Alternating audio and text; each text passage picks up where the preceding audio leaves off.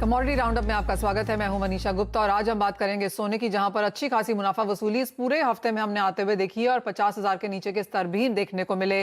क्या ये लेवल सोने की खरीदारी के लिए अच्छे हैं या फिर और गिरावट में यहां पर आपको देखने को मिलेगी, जानेंगे इस शो में। साथ ही बात करेंगे कच्चे तेल की, जहां पर तेजी फिर से लौटती हुई नजर आई है। दोनों ही वेराइटीज आज 1% की बढ़त के साथ काम कर रही हैं। ऑफकोर्स दोनों वेराइटीज में गैप बढ़ता हुआ नजर आया है, क्योंकि यूएस क्रूड प्राइसेस $97-98 है और ब्रेंट 105-106 के आसपास कारोबार कर रहा है, यानी कि $8 का गैप दोनों वैरायटीज में है। क्यों है ऐसा, क्या करना चाहिए, आपको बताएंगे। साथ ही बात करेंगे खाने के तेलों की, जहां पर बहुत जोरदार मुनाफा वसूली कल रात हमने सोयाबीन के भावों में आते हुए देखी, जो कि 25 महीने के लोज पर कारोबार कर रहे हैं।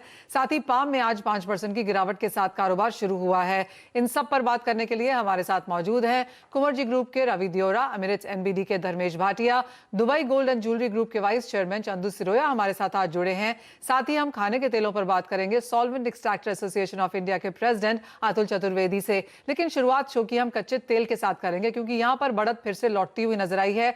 इवन एज यहां पर लीबिया की प्रोडक्शन थोड़ी बहुत वापस आई है। हमने नॉर्थ स्ट्रीम 1 पाइपलाइन में भी यहां पर काम आते हुए देखा है। ऑफकोर्स कैपेसिटी वहां पर कम जरूर है, लेकिन वो पूरी तरीके से कैसे बंद हो जाएगा, वो प्रीमियम बाजार से हटता हुआ नजर आया है।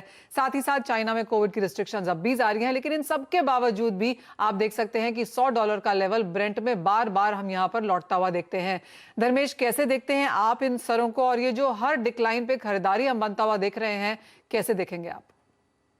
Good morning Manisha. अगर देखिए कच्चे तेल की बात करें तो मैं तो कच्चे तेल के हब में हूँ और यहाँ का ब्लड लाइन जो जीसीसी के ब्लड लाइन है कच्चा तेल, और डेफिनेटली ये चाहते हैं कि मार्केट में स्टेबिलिटी रहे।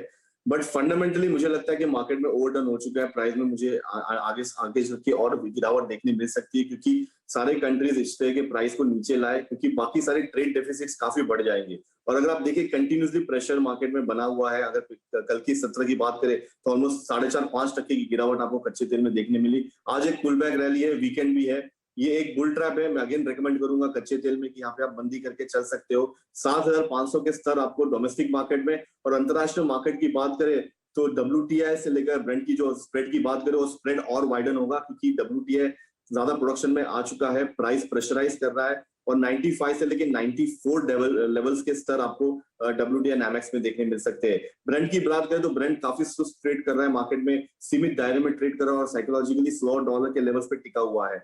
बट मेरे हिसाब से प्राइस में अभी भी मंदी है। मैं उछाले पे बिकवाली की सलाह दूंगा, आपको अच्छा मुनाफा होगा। मैं रेकमेंड करूंगा कि आप सितंबर कॉन्ट्रैक्ट की तरफ बेट करें, काफी अच्छा फायदे का सौदा रहेगा। प्रीमियम काफी कम है और एक्सपेक्ट करिए कि डाउन साइड अराउंड 7,300 के स्तर भी आपको सितंबर के अंतराल में देखने मिल सकते हैं। जी, साल पर बेच के चलेंगे या कोई और स्ट्रैटेजी? जरूर से अभी जिस हिसाब से फंडामेंटल प्लेस है, धर्मेश ने राइटली पॉइंट आउट किया, क्योंकि इस वीक में जो मार्केट की होप थी कि पर्टिकुलर जो बाइडेन की जो सऊदी की अपनी यात्रा थी उसमें से कुछ निकल के आएगा, बट उसमें कुछ आया नहीं। पर्टिकुलर वहां पे सऊदी ने क्लियर कर दिया था लास्ट वीक भी, एंड ये वीक भी वो रिट्रेट हुआ कि वो लोग अपना प्रोडक्शन बढ़ाने की कैपेसिटी में नहीं है, और इस हिसाब से प्राइस में थोड़ा बहुत बाउंस देखने को मिला।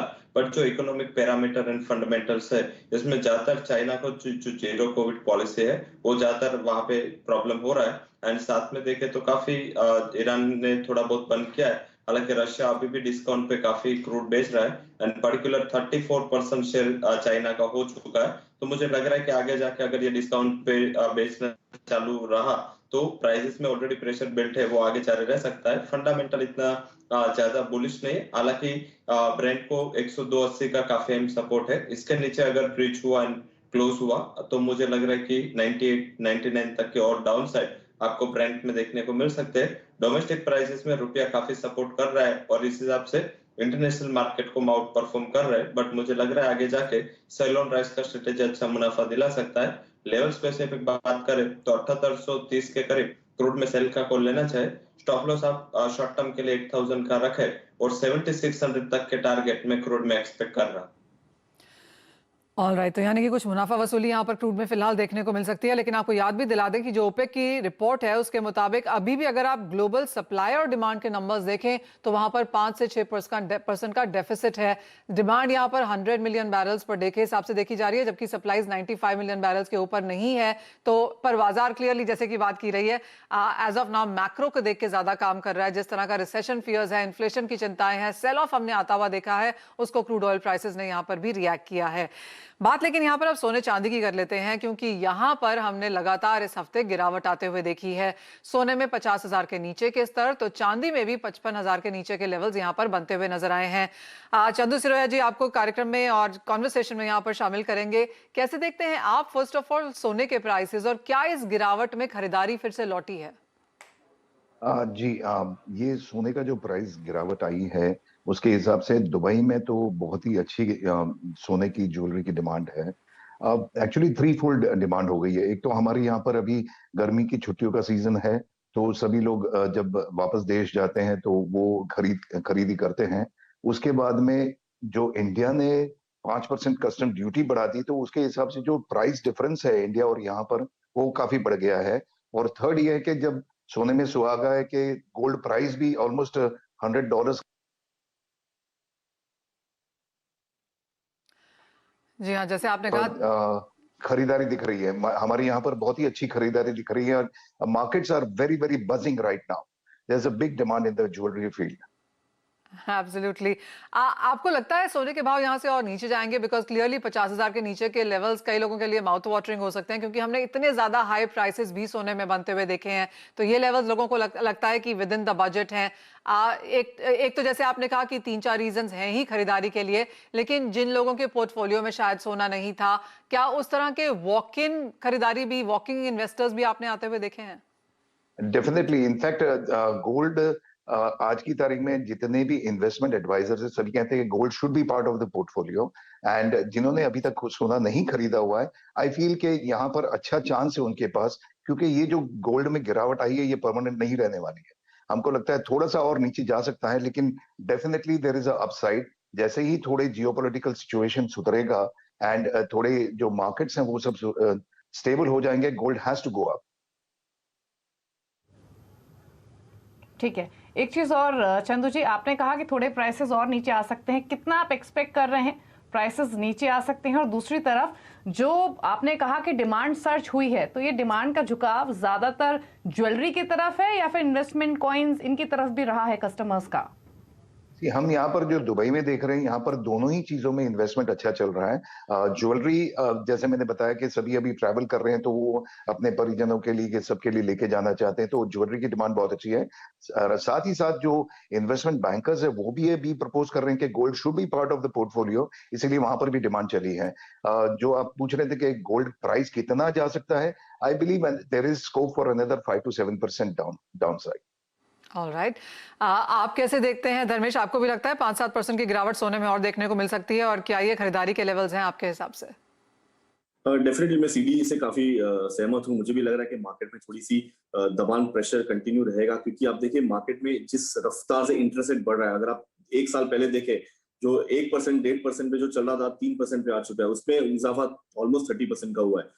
Safest haven in the world, gold and yen. अगर येन 25% डेप्रिशिएट हो सकता है 6 महीने में, तो सोने में भी सिर्फ 10% की डेप्रिसिएशन देखने मिली है प्राइस में। तो इसमें भी जो दबान है वो आ सकता है, और 1650-1600 के स्तर आपको दिखा सकता है। बट ये अच्छा मौका होगा निवेशकों को वहां पे एक्यूमुलेट करने का। तो इसमें 2 स्ट्रैटेजी बन सकती है। स्पेक्युलेटर्स यहाँ पे मंदी करके चल सकते हैं, but strict stop loss maintain करें, क्योंकि अभी भी वॉर का जो सिनेरियो है वो भी खत्म नहीं हुआ है। वॉर प्रीमियम अभी भी इसमें एड ऑन है। बट डोमेस्टिक मार्केट एमसीएक्स की बात करें तो रुपए के कमजोरी के कारण ये प्राइस इतना गिरा नहीं है। नहीं तो आज के तारीख में सोना 48,000 या 48,500 के इर्द गिर्द सस्टेन होता।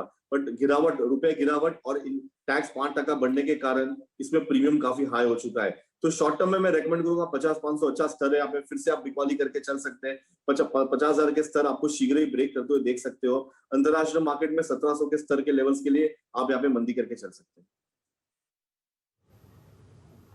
रवि, सिल्वर पर आपका क्या व्यू है? यहाँ भी हम ऊपरी लेवल से तो काफी करेक्शन देख चुके हैं, 55-56 हजार के बीच में फिलहाल चांदी ट्रेड कर रही है, और गोल्ड के मुकाबले ज्यादा सेल ऑफ यहाँ आया है। क्या व्यू है मौजूदा स्तरों से? जो आया है वो बेस मेटल की वीकनेस की वजह से आया है, क्योंकि अभी 60% नेचर सिल्वर का इंडस्ट्रियल मेटल की ओर है। तो उस हिसाब से वहां पे कंपैरेटिव जो बेस मेटल्स में कॉपर में देखे या सारे जिंक, लीड, एल्यूमिनियम में देखे, वहां पे जो प्रेशर है तो उसका एक सेंटिमेंट इम्पैक्ट है। आयरन और स्टील सारे प्राइसेस गिर रहे हैं, तो आई थिंक ये सबसे बड़ा रीजन है। इस हिसाब से लगातार सिल्वर में वीकनेस बनी हुई है। मुझे लग रहा है कि सिल्वर का अंडर परफॉर्मेंस वर्सेस गोल्ड जारी रह सकता है। वहां पे सेल ऑन राइज का स्ट्रेटेजी रखना चाहिए। आज लग रहा है कि थोड़ा बहुत रिस्क ऑन ट्रेड है, तो थोड़ा उछाल जैसे सेकंड हाफ में देखने को मिले, बट 56,700 के करीब एक बार सेल का अपॉर्चुनिटी वहां पे फाइंड करना चाहिए। आई थिंक डाउन साइड 56,000 से लेके 55,800 के टारगेट आपको सिल्वर में देखने को मिल सकते हैं। स्टॉप लॉस आप अबव 57,000 रख सकते हैं। तो मुझे लग रहा है कि सिल्वर में अंडर परफॉर्मेंस और जारी रह सकता है, क्योंकि इंडस्ट्रियल एक्टिविटीज चाइना में थोड़ा बहुत दिक्कत है, एंड आगे जाके भी जो जीरो कोविड पॉलिसी की वजह से जल्दी से रीओपनिंग एक्सपेक्टेड नहीं है। तो मुझे लग रहा है कि वहां पे सेलिंग प्रेशर कंटिन्यू रह सकता है। ऑलराइट, तो ये व्यू है यहाँ पर सोने चांदी के प्राइसेस में। लेकिन हमारी स्क्रीन पे आज दो हमारे मेहमान दुबई से हैं, धर्मेश जी और चंदू सिरोया जी भी, तो ऑलमोस्ट डिवाइडेड सी स्क्रीन लगती हुई नजर आ रही है। चंदू सिरोया जी, आपसे एक फाइनल क्वेश्चन। यहाँ पर खरीदारी आपने कहा कि काफी 3-fold यहाँ पर बढ़ती हुई नजर आई है। किस तरह की डिमांड ग्रोथ हम यहाँ पर देख रहे हैं मंथ ऑन मंथ बेसिस पे, क्योंकि इंडियन मार्केट्स में जुलाई का महीना थोड़ा सा ठंडा ही रहता है, लेकिन दुबई में किस तरह की डिमांड ग्रोथ है और ओवरऑल किस तरह की ज्वेलरी बाइंग आप यहाँ पर एक्सपेक्ट कर रहे हैं आते हुए?